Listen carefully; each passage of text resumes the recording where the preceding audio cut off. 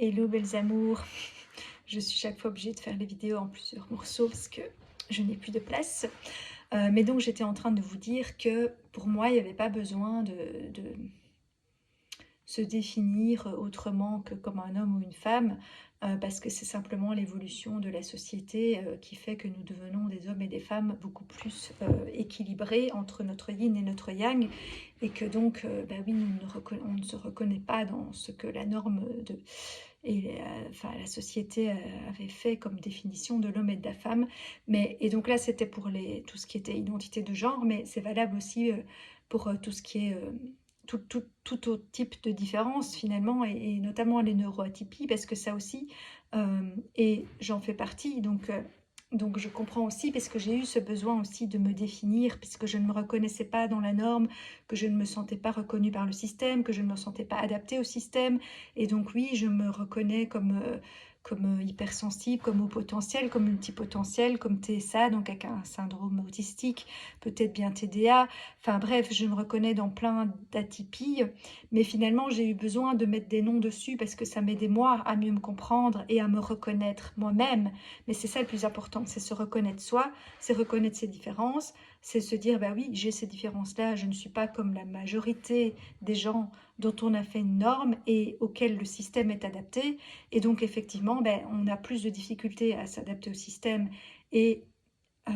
et donc justement, moi j'ai envie d'aider toutes les personnes qui se sentent différentes à se sentir bien malgré leurs différences dans le système. Et j'ai aussi envie de contribuer à ce que le système devienne plus inclusif, et que bah, tout le monde puisse être reconnu comme il est et ne doivent pas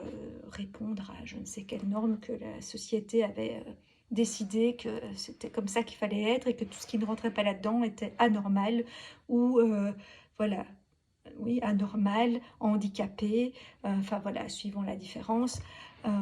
alors que c'est justement une différence. Ça n'est pas un handicap ou une anormalité ou je ne sais quoi, de tout ce que la société a trouvé comme nom. Euh, c'est juste une différence. Et nous sommes de plus en plus nombreux, vu l'évolution des vibrations sur Terre, à ne plus rentrer dans la norme, puisque nous allons vers ce retour à l'unité en nous, qui fait que nous avons les polarités yin-yang plus équilibrées, et aussi au fait qu'on se reconnecte beaucoup plus à son intuition, à ses sixièmes sens, et avec voilà, avec une sensibilité différente, avec une connexion à la source et au divin, avec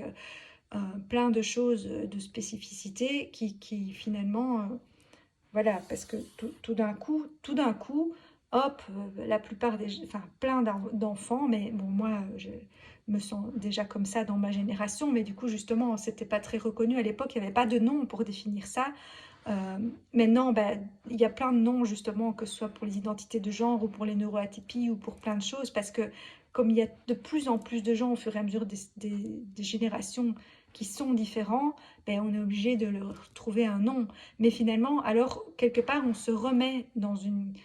On a voulu sortir d'une case du système parce qu'on ne se ressentait pas dans la définition que le système faisait, mais on se remet dans une autre case. Mais j'ai eu besoin de le faire aussi, hein. C'était pour mieux me comprendre, me reconnaître, accepter ma différence. Et donc, voilà, je me suis donné aussi tous ces qualificatifs. Mais déjà, je ne suis pas qu'une chose, je suis une multitude de choses, et qui évoluent au cours du temps, parce que nous sommes des êtres en évolution aussi. Et je n'ai pas envie finalement de me réenfermer dans d'autres cases et de me dire, bah, puisque j'ai un syndrome autistique, bah, je suis condamnée toute ma vie à être comme ça, être différente, non. Mais ça m'a aidé à comprendre une part de moi, et pourquoi j'avais autant de difficultés dans certaines choses, et pourquoi ci et pourquoi ça, et pourquoi je me sentais pas comme les autres, et pourquoi voilà. Et pareil par rapport à mon identité de genre entre guillemets. Enfin, moi je me sens femme, mais je veux dire, je me reconnaissais pas dans la femme classique telle qu'elle était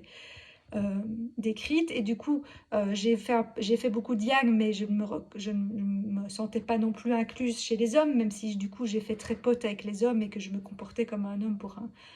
Enfin, c'est pas que je voulais devenir un homme, mais c'est que je voulais prouver qu'une femme pouvait faire comme un homme. Euh, et maintenant, je n'ai plus ce besoin-là. Et du coup, ben, je trouvais pas ma place parmi les hommes non plus. Puis eux, finalement, moi, je les voyais